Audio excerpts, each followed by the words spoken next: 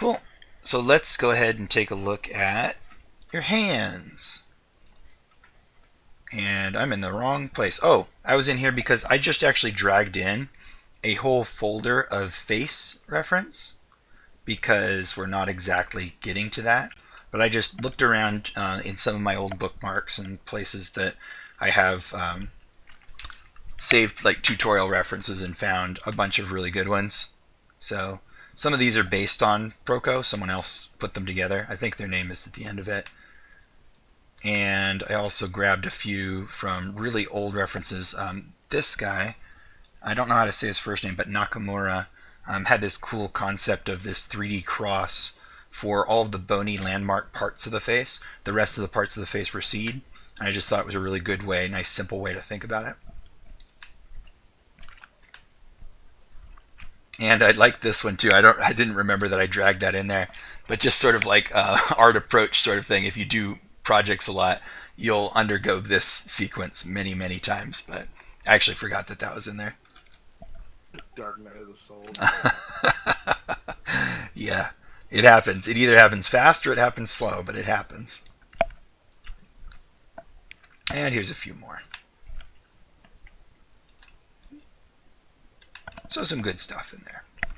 All right, let's go ahead and take a look at the hands. Let's take a look in the folders first. Uh-oh. Kayla, did you have an empty folder? Yes, Okay. yes. I'm almost finished with my homework. Okay, drop it in there when you get the chance. If it's during class, let me know and I'll go back and take a look. Okay. Andy. Cool. Let's take a look here.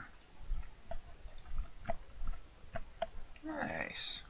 So, I'm not really seeing a block here in the hand. What I'm seeing is a recreation of the photo, but I'm not seeing the underlying square shape of the palm, which is sort of different than we were approaching. So, I yeah. draw as a triangle. It looks different every time. Is it different in each case? Yeah. Kind of looks different in each case. Like I'm not seeing a big blocky square here or in number 5. 4 kind of has one, 3 kind of has one, but they're also not really blocks. They're kind of multifaceted shapes. Yeah?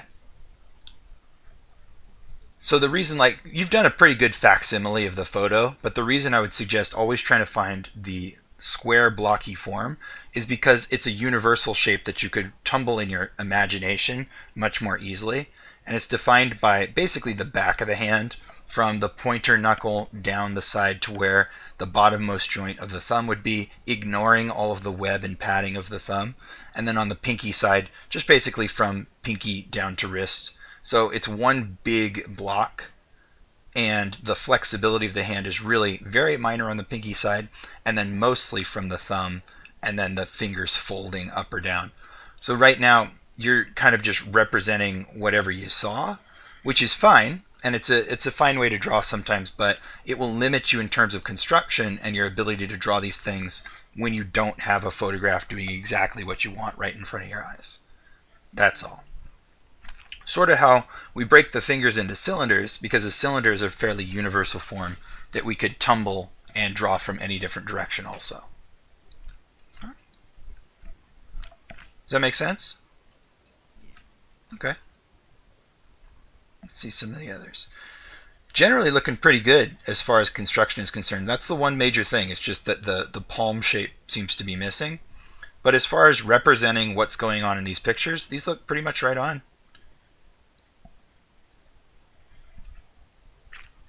So sometimes your ellipses are tending towards the exact same shape every time. I'm seeing this kind of shape, this kind of teardrop shape, about this angle, no matter what direction the fingers are actually going. So in this case, up here for 11, this hand is clearly leaned away from us pretty strongly, and so you would get much fatter, wider ellipses angled down these fingers, but I'm not actually seeing that. They look like the same ellipses that I'm seeing everywhere. Oh.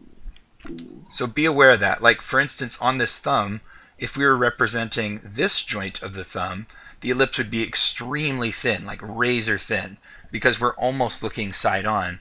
But if we were looking at this joint of the thumb, the final one, it would be significantly bigger. And same thing would be true going up this finger.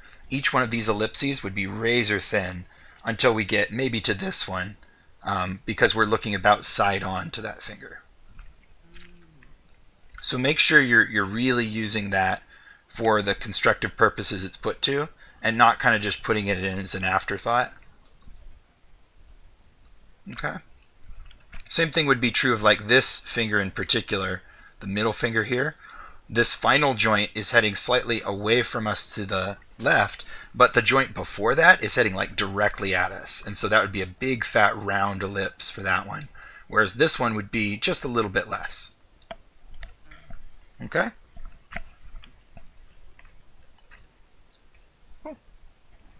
Yeah, generally pretty good proportions, pretty good attention to detail. This one got a little bit weird, number 20. I don't know why, but the fingers got very, very small. But with the exception of that one, the rest of them look really decent. All right, cool. Any questions or problems? Just gotta work my ellipses to fit. Yeah, there's a exercise. I don't know if I showed you guys this exercise or not, but there's an exercise you can do. Let me change to an actual dark color. Whoa, what's going on with my brush? What I like to do is give myself a couple vertical guidelines like this, and then start on one side, either by drawing a big round circle or a really, really thin line. So kind of like this. So this would be like my thinnest possible ellipse. I give myself a center line too if I want to. And now try to draw a slightly wider one. And then below that, try to draw an even wider one. And try to move down to a perfect circle eventually. All right, so a little bit wider than that. And I'm trying to hit the two sides every time. So this can be a good way to practice just the hand motion, just the mechanical process of drawing smooth ellipses. And I find that it helps quite a bit. So here I'm not even to a round ellipse yet. But you can see how they gradually change shape as I move down. The more of these gradations you can do, like the jump between these first two is gigantic. It really should take more than that. But the more of these gradations you can do, the more fine-grained control you have over your ellipse shaping. And also, if you can identify the one that is about 45 degrees, which I think is this one, about 45 degrees, this is halfway between flat and round. And that would be a useful one to practice because a little flatter than this is a little further away than, directly diagonal to you. And a little rounder than that would be a little bit more towards you than directly diagonal. So it's worthwhile to try to get some of the flattest shapes possible, the most glancing shapes, and of course to try to make an actual circle without distorting it too much, and to get the ones that are just barely not a circle anymore, just a little bit flatter, because those are slightly turned away from you. Okay? But eventually you can get lots and lots of variation in this, then you have a lot of control. Okay? And the way to figure that out, by the way, of like what's that 45 degree thing would be make a perfect square, right? But now make one that's half as big as that. And that's where your ellipse has to fit in. So here I've done this square shape. I'll just fill it in with black. It's fine. Like that. And now halfway through, right there, if I can make an ellipse in this half, then that's that 45 degree oriented ellipse, sort of. It's probably not quite exactly that if you were to get into the hard rules of perspective, but it's good enough for our purposes. Okay? Which looks pretty similar to this one down here to me. Okay? Whole arm? Yeah, you should. Circle. I'm using my whole arm for all of these. That's why I zoomed in so far. It'd be really hard to draw with my whole arm something as thin as this if I was zoomed way out like that. Makes it very uncomfortable. I really only end up using my elbow. Oh. Okay. Cool, let me go back. All right, thank you. James, how's it going? Hello. Cool, let's see. Cool, so I see the general box in there, positions of the origins of the fingers. I don't really see knuckles on some of these, which would kind of be helpful because although that box goes out pretty far, the knuckles are substantially further back, and the flexible space of the palm is substantially further back, which can shorten the appearance of the palm sometimes. So it'd be nice to indicate where the center of those knuckles are, which would probably be like through the center of here. Yeah, I didn't read I had to add knuckles until after I was about on the 18th hand. I was like, oh. Well, I'm not sure if did I write that you had to? Yeah, you talked about it. And I was Yeah. like, It's not something that was like on my chart or anything, but it's just a useful thing to keep in mind because the underlying bone structure will move from there.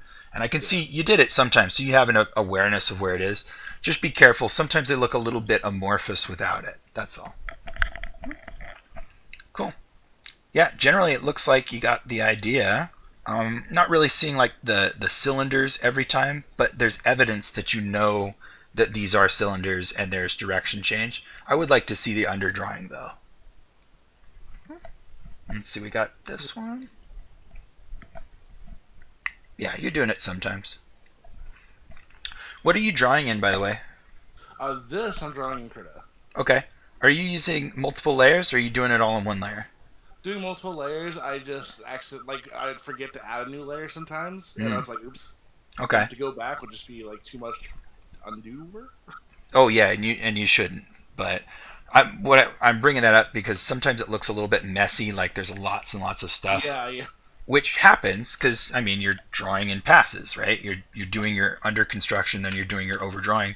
But I find that if I dedicate a layer to construction and I do all my scribbly stuff and say yeah about this way and it's going like that and fill it in, and then I take that layer and I turn it down and I make my That's what I do. yeah okay. You notice that's kind of what I do with the. It's hard to see sometimes because there's so much stuff left over. Maybe just turn it further down because at that point you don't need it. So it really should be like a little ghostly remnant of what your original construction was, just barely visible back there. Got it. Yeah. I don't know why I made a burrito, but there's a burrito.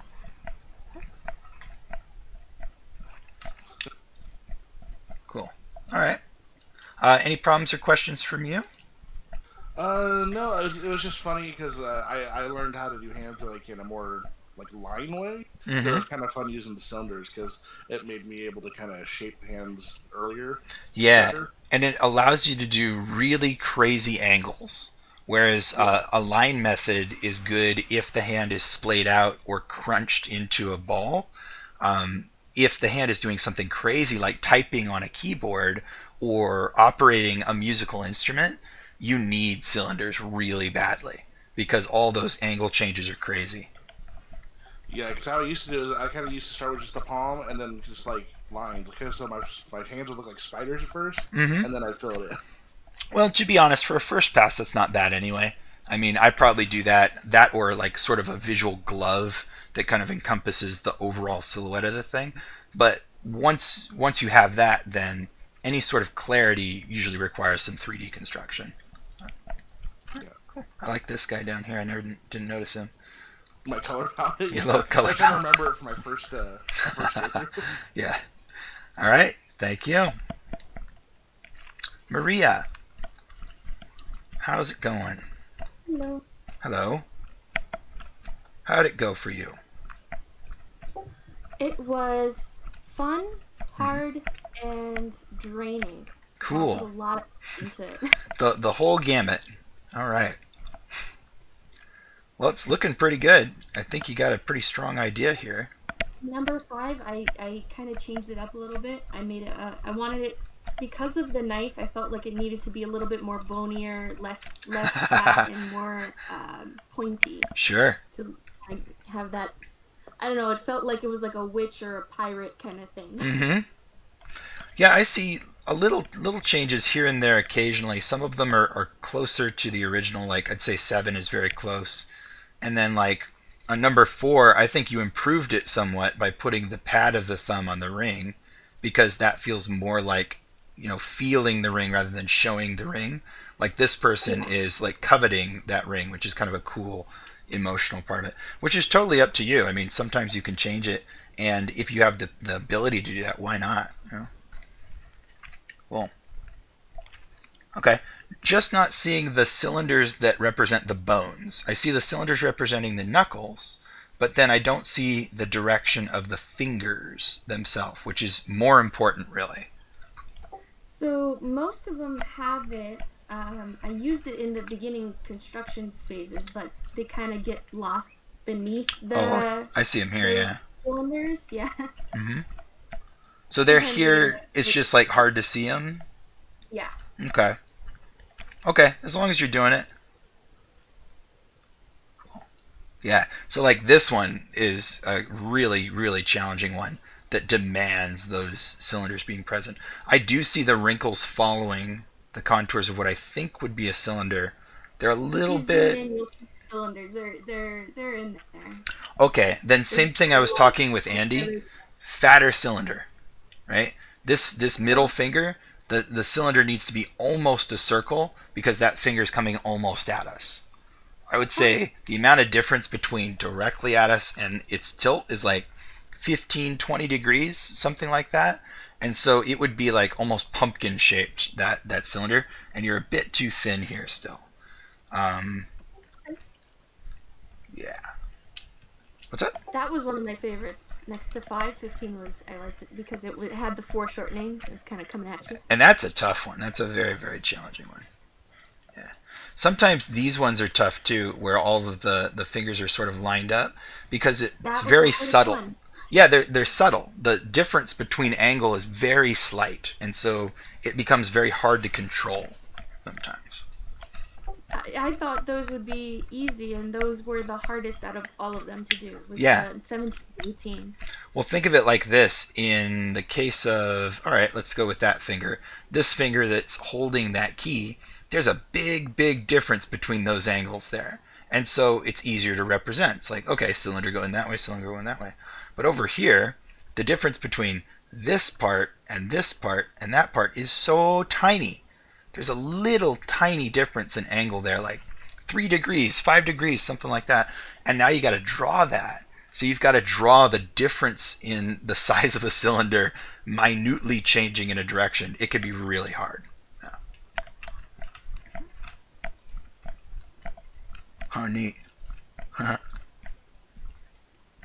I like that. I kind of wish you'd put the pliers in there so we could see the interaction. But yeah, I was gonna put the pliers, and then I kind of noticed it was covering up most of the thumb and the finger. I was like, all right, I'm just gonna omit that.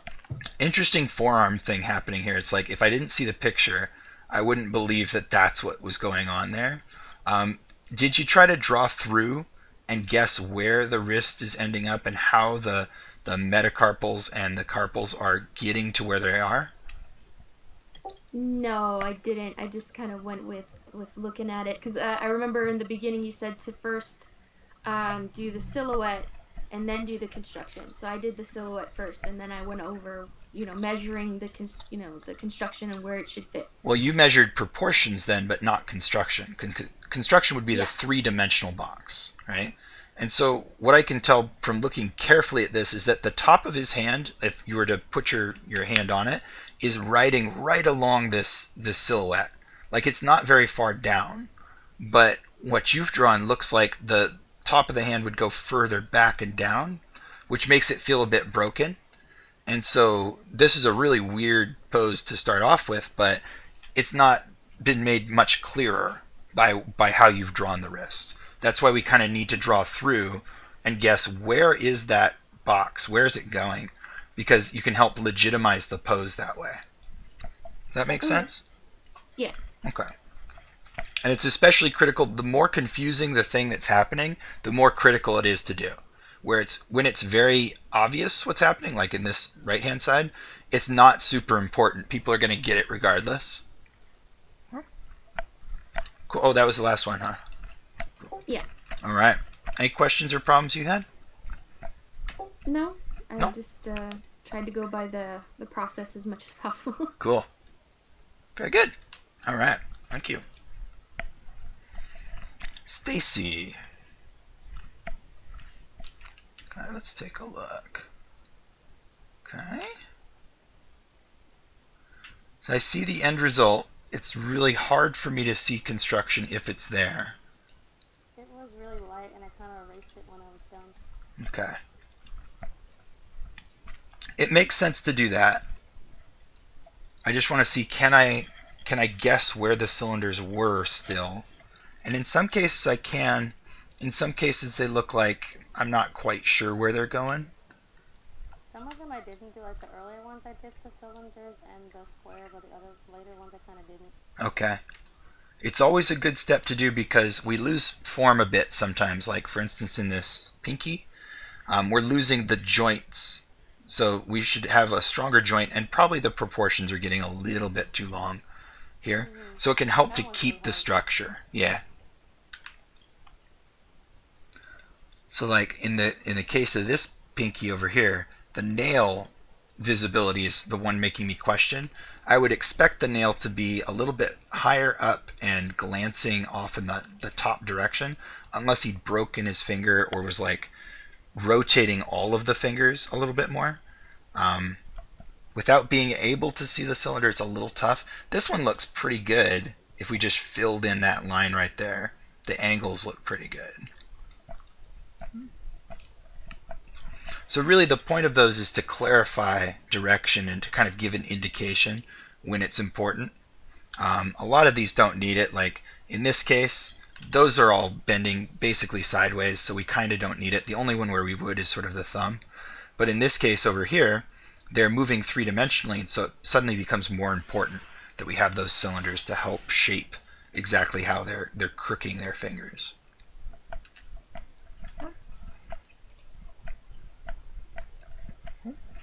So this is another case where we would want to try to draw through and guess where is the next joint going, where's the final joint going, because I can see the thickness of this bar, and if he's gripping onto that bar, that means this one's going that way, this one's ending up about here, and then the final one is coming down in this direction.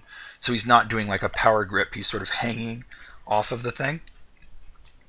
But without doing that process of like figuring out where's the stuff that I can't see, then we're kind of just taking a guess at, you know, the position of all of that different anatomy.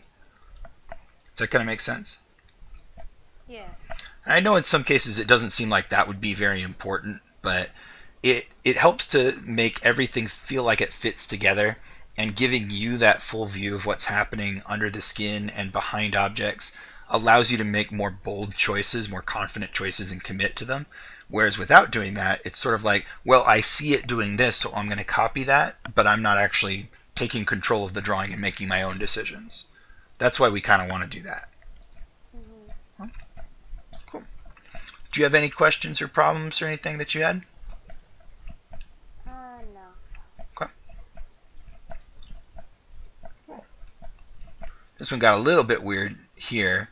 There's really a big crook like that, huh? This is a really weird hand. I should Yeah. have done it. No, it's okay. It's good to try things. I believe that the big bulge here seems normal. The bulge here seems normal. What doesn't seem normal is that this is way down in the middle. It feels like it should flow a bit better between the sides, and then we're kind of missing the webbing somewhere.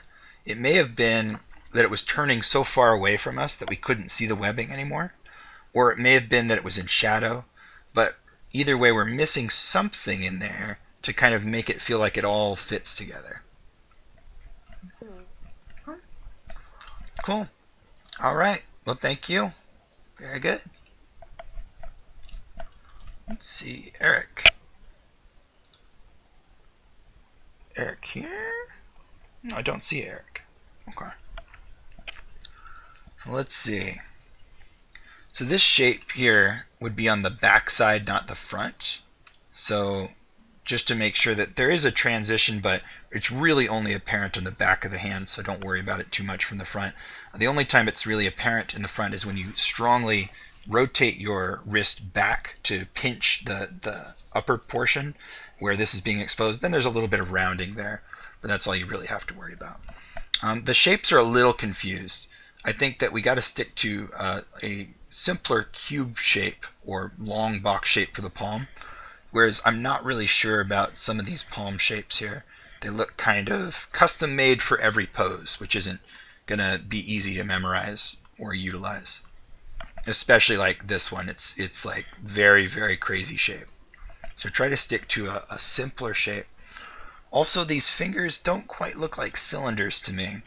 I kind of see evidence of it sometimes, but not enough to make me believe that they are cylinders strongly going in individual directions that are being controlled by you. It sort of looks like you're trying to copy the image of the hand and sometimes don't quite know what you're looking at. So keep it simple. Box for the palm, cylinders for the different digits, and that should make it a lot more controllable. Yeah, like,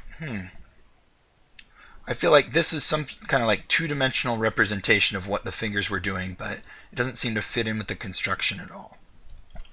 And even in this case, where this one could be a very easy box to draw, this side hand, I don't really see it. I don't see like where's that line that defines the side plane of the hand. It would go right about there, right?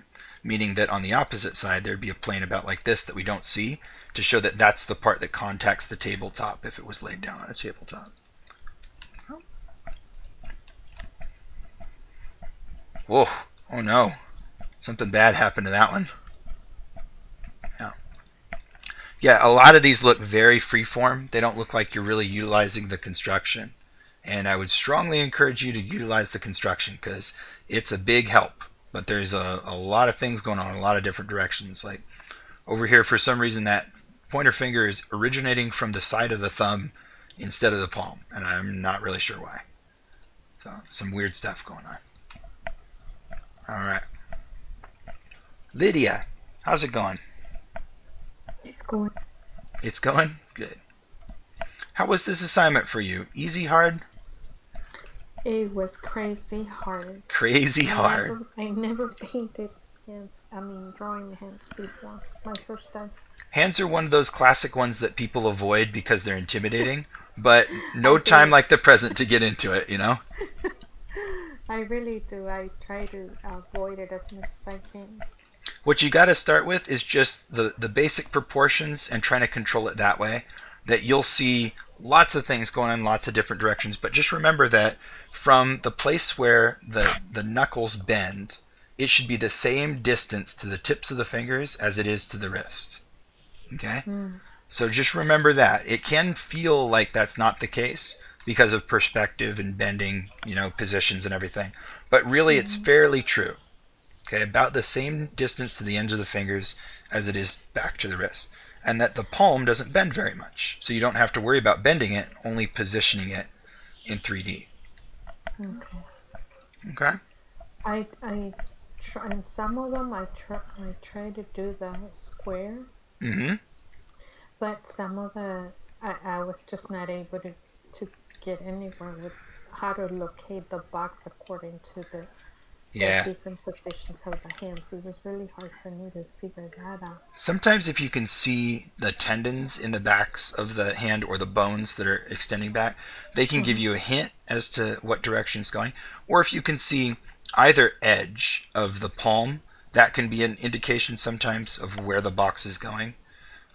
It will sort of indicate that, like in this one, I don't know what to tell you. Like something happened here where they're bending a lot. But on this one, you could probably see the left and the right hand side of the palm to give an indication that this box is at least laying down this way. It's sort of a case of, is it bending away from you or towards you to kind of decide how much of a face to show the box. So see, that's what I have problems with when I draw, when I paint tridimensional. If it's going towards or away from you? Yeah. It's hard for me to define. Let's just do it like this then. Let's just make a rectangle. And we'll say that the very first thing to do, I think, if we want to make one side come towards us, is just make it bigger, right? So that's not too bad. We just kind of make it bigger. But if we leave it exactly the same length, then that's not really what happens three-dimensionally. So we have to squeeze it in a little bit too. So we just do something like that. So now that same rectangle, instead of being the way it was, is sort of like this now. Now, what do you think we would do? Like, if we're doing that, if this side is coming towards us, which of the two sides of that original rectangle, this one or this one, are we more likely to see if this is the one coming towards us? The last two. Well, we'd be able to see this side now, right? Yeah. The other side's going away from us. So now what we need is just to be able to see that side. We just need to add that on so we could see that. Oh, okay. So now it's like come towards us. If we do that more than one time, right, so we could do it again. Here's our big rectangle. If I want the bottom to be coming towards us, then I shrink that length a little bit and make it bigger. Right? So I'm shortening up this, and I'm making these get bigger, and I just connect the dots again, just like that. And then I reason that because I did that on that side, I need to add that bottom face so I can see it now. Kind of like this. Okay. So now it's coming towards us. It's like it swung out like a garage door. Okay. Make sense? Yeah. And we could keep doing that too. Like we could make it come more and more and more towards us until all we're looking at is this side face. Right? And we lose that top face entirely. Yeah, I remember that at the beginning of that semester. So that's why this is so important, is because we can turn these into hands, right? If I'm treating that like the palm, then I can get all of the joint attachments, 1, 2, 3, 4, going along there, have all of the metacarpals coming back to the wrist back here, have a cylinder for the wrist heading off in some direction, something like that, and have tubes for all of those fingers extending out from the edge of that box. And so now I definitely, right, don't have a model making this pose for me. And so I must be completely making it up as I go. And that's exactly what I'm doing. Right? But still with some semblance of reality. This makes sense because I've reasoned it all out and I've got the different proportions and directions going. And I can keep doing whatever it is this guy's doing. Pulling a gun or something. Yeah? Okay, and then like I was saying, for some of you guys to see what's not there, if my fingers are attaching to this side of this box, well, I can't see that face until I add on through there. Then that's what that dimension looks like. Now I could say, oh, that's where my fingers attach right here. And they're going to come out and just start being visible over the top of this, which is actually knuckles up here. Like all those knuckles would be like located 1, 2, 3, 4. Okay. And there go all those fingers starting to come out from a direction that I couldn't see before. Okay? Makes sense. All right. So yeah, I can tell it was tough, but if it's your first time ever drawing hands, it's a good time to start. Do a lot of practice with hands. You will never be intimidated by another piece of anatomy unless it's an ear. Ears are hell. Faces and hands. I really liked my last hands. The very last ones. I think I did pretty good there. The square really helped out. Good. With the finger size and the limbs and stuff. Well, really, some of these have just fine proportions. Like I think this one has just fine proportions as well. This one's pretty close, right? So it's a little bit hit and miss, but that's understandable for your first time drawing some hands. Okay. Practice makes perfect. Thank you. Yep. Thank you. Austin. Let's take a look. Cool. Okay. Yeah, that's a pretty crazy one right there. Good to know that there was weight pulling that down. I had trouble with that one. That's a tricky one. Also, the shadow's not helping, right? It's like obscuring quite a bit. I'm looking at the directions of the cylinders. I think it's fine. Probably I wouldn't have changed direction on the wrapping. Yeah, I can see that. Yeah, because then it's like this joint bent away from us. It's like, why did it bend away from us? Right. It's going sideways. So it kind of shouldn't do that. Okay. Well, that's a neat one. Nice. I think you rather clarified this one a bit. Compared to the photo, I understand your drawing better. So yeah, that's a good way to handle it. Huh. Let's see. So in this one, they got a lot of pressure pushing down on those fingers, especially the pinky. And yours looks a little bit more relaxed. Like he's just kind of holding this pose like I'm hitchhiking, but I'm not like desperate. The guy in the photograph looks like he's almost desperate to get hitchhiking. He's pressing so hard, he's reversing that pinky. And kind of squeezing down into this wrinkly area. Yeah, something seemed off for that one. I think the only thing that seems really weird is the height of this last knuckle. Yours is going down so far that it makes it look a bit longer, whereas he's kind of twisting and cupping his hands in such a way it's making it really tough to read, but the knuckle's a bit higher up, which shortens the finger, which makes it feel more proportional. There's something weird, though, about like the position of all that. Like, I think he's maybe squeezing in with his thumb a bit, creating the feeling like the palm is in a different position. It's really tough to tell. Although when I make this pose with my hand, my middle knuckle sticks out really far, just like the model. So that could be part of it as well.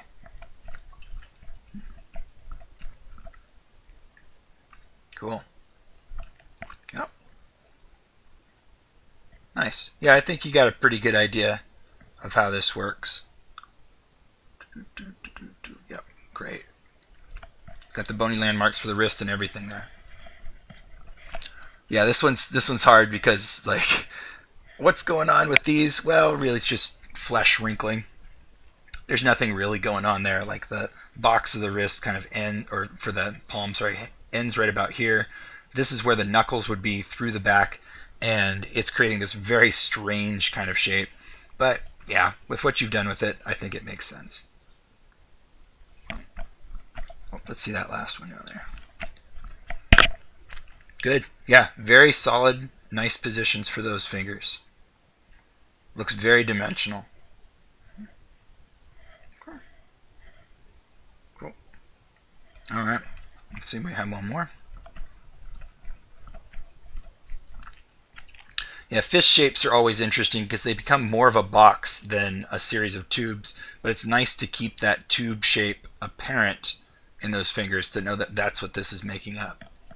I think we lost it maybe just a little bit on this one that's disappearing back. I can see a really strong direction here, likely because the finger bones themselves are now taking prominence, where you need that secondary cylinder that runs perpendicular to form these two ridges, which are the actual finger bones, creating the knuckles. So you might want to add those in when you've got a 90-degree bend, or even sometimes, like in this person, we can actually see them, and these are relaxed hands. So that would be the last little detail to really get them super, super believable, is get that other cylinder that creates the knuckles. Okay. Cool. Oh, there's a challenging one. Nice. Yeah, that's a very tough one. Boy, and even the finger, like the pad of the finger, in between the two different knuckles on the palm, not the fingers. Wow. Jeez. Yeah, that was tough. Yeah, that's a really difficult one. Cool. This looks good. Yep, you definitely got the right idea. Very good. Any questions or problems you had? No, I'm good. Thank Great. you. Very good. All right, and Robert. Cool. So Robert, on yours, I looked a little bit earlier, and I'd look at the drawing and go like, that's not what was going on. And then I'd look at the picture and go, oh, yeah, it was. So I don't know who was posing these, but they were doing some really weird stuff. Well, I'm glad I did it right. You did. I think I'm occasionally like missing something that because of how you drew your drawing, I would expect to see the cylinder. And I look at the reference and go, okay, well, I can't see anything. It's going like straight down or whatever, but it's like, I'm confused as to what's happening. So it's like your observations are fine, but I think that once it becomes your drawing, it kind of becomes your responsibility to clarify things and make sure that we can understand. The one structure that I see missing sometimes, not all the time, is that thumb pad. So in this case, we really needed that thumb pad, and we needed to see that joint in particular to know that that's what's going on here, that they're folding their thumb in between their other fingers. Without that, it's really tough to tell. And in this case, although I can sort of see what's going on, the foreshortening of this thumb pad raising out from the palm and then going across is really missing, and that's what we need. Didn't even realize they weren't there. Dope. And to a lesser degree, ones like this, it would help to kind of soften and clarify this. Although I can tell exactly what's going on there, it would be nice to have that softness and that clefting. Cool. Right on. Any questions or problems? Seems pretty clear to me. Not really. Cool. All right. Very good. That was everybody. We did it, you guys. Congratulations. You survived anatomy class. Thank you. If you are interested in continuing anatomical study, let me strongly recommend, especially when we're done with COVID, doing live model courses, or even just live model drawing that is not an instructive course. Sometimes you can find offered at colleges or through drawing groups, just a place where people get together and they draw a person, and there is no curriculum and it's just time for you to practice. Figure drawing takes a lot of time. It takes a whole lot of practice, especially to get some of these concepts well understood. And I would measure that in years. So not in like quarters, not in months, not in classes, in years. Like many years of study to get to a place where you're comfortable drawing an entire body without any reference at all. And especially sometimes years to understand some of the more complex parts like feet, hands, and faces especially. So don't beat yourself up at all. If this stuff was hard, of course it is. It's always hard. And even for someone with years of experience, it's hard. So that is absolutely normal. Mr. Taylor. Mm-hmm. I'm done with my assignment, but I'm having trouble like logging into the Photoshop to turn in. Uh-huh. So I put it in the. So I put the photo. I took a photo of it and put it on the ART40. Oh, I see it. Yeah. Okay. See, I need to zoom out a little. Let's see. Okay. Cool.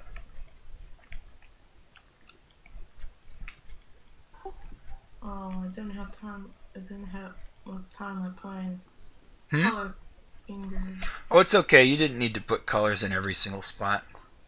I mean, it's pretty clear what's going on for a hand, especially like the digits. So that's all right. It's most helpful for like that wrist thing. Although you're putting the little transition for the wrist in the front and the back, and really you're only going to see it in the back. So you don't have to put it like here, for instance. Oh. What it does is it sort of creates a rounding and a step down in the back of the hand. Okay. So some of the same things I've told other people is that the cylinder and box shape are not always super apparent as to where they are and what direction they're going. And that's one of the most critical things for getting a hand to be believable, is to get that box and the cylinder shapes for the fingers to be well understood.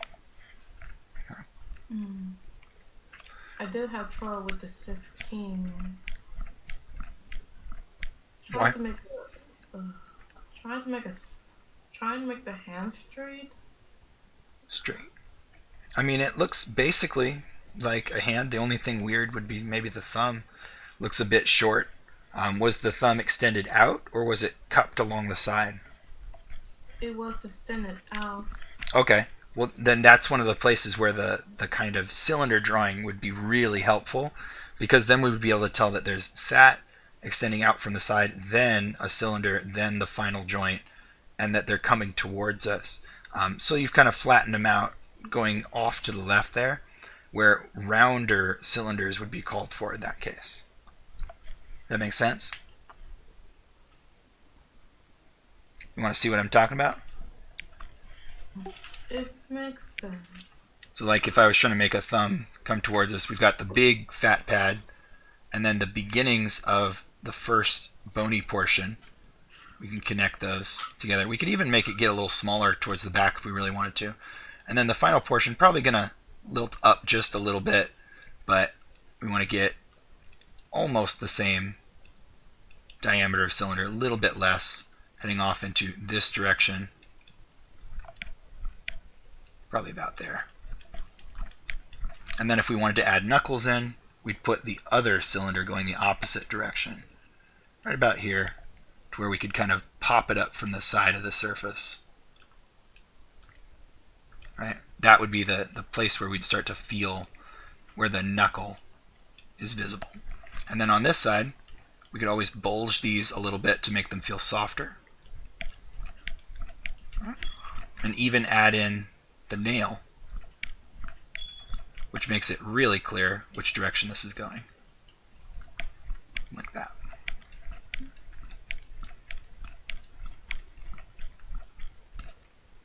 Okay.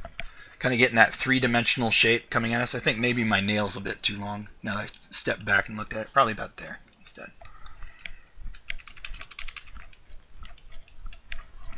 Yeah? Yeah. Okay. Right. All right. Thank you. Cool.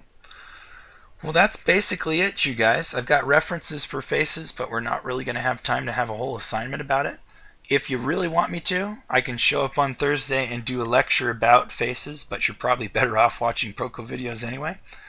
Do you guys strongly want me to do that, or are you good to say that's a wrap? Okay. Lydia does. I just did a portrait of myself, and to be the first time, I think I did a good job, but it doesn't look like me at all. Yeah, I mean, the mannequinized drawing that we do, the three-dimensional stuff, it doesn't really look like an individual for a while. It's really hard to make that look like an individual. Usually what people do to make individuals is they just kind of photographically copy, this is right where that feature is, this is right where that feature is. And that is a way to get a resemblance, but it's not a way to draw three-dimensionally and, believably. All right, okay. You guys. Well, it will help with the proportions. Sure.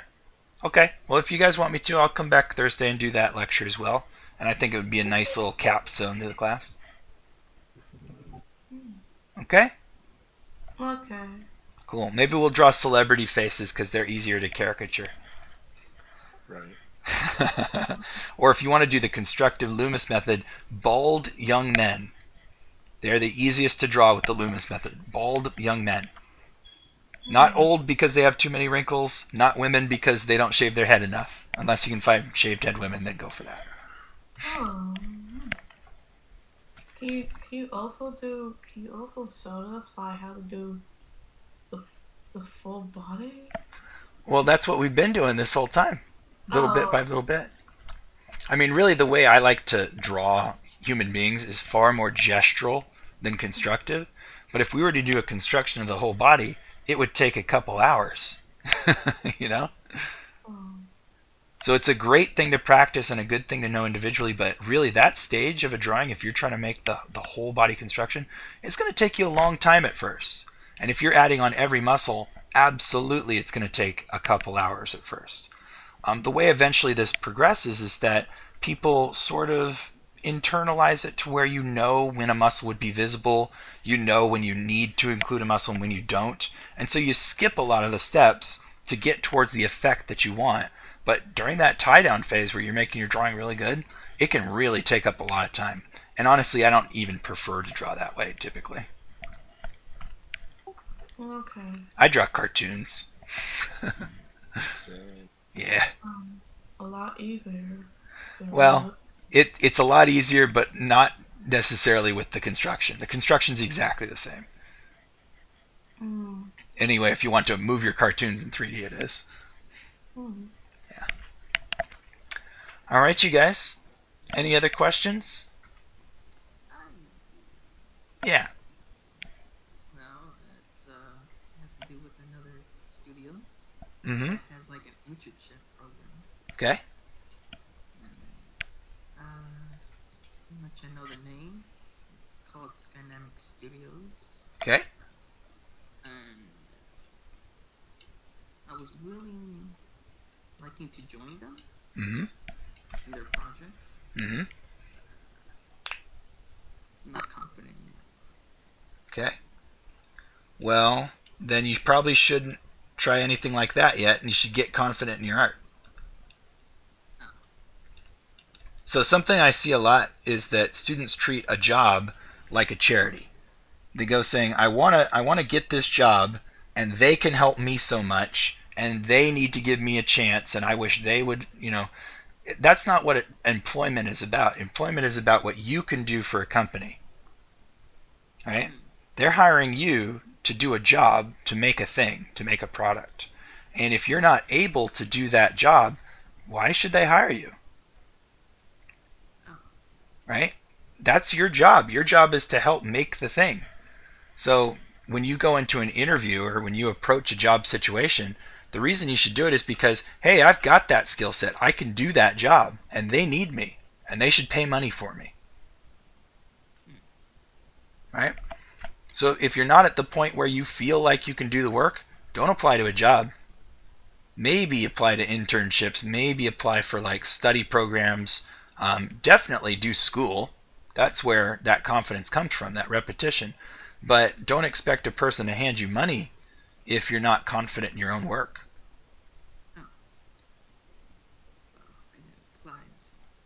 Okay, well, does that make sense though as far as mindset?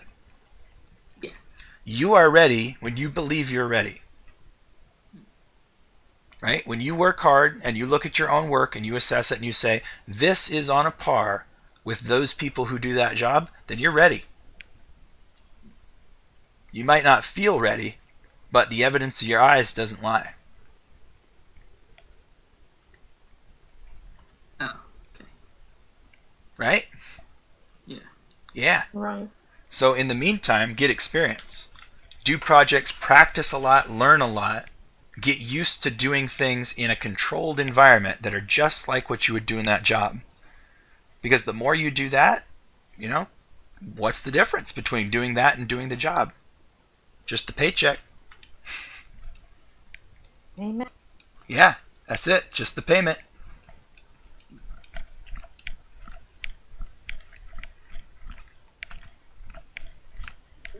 Okay, so we'll see you Thursday then.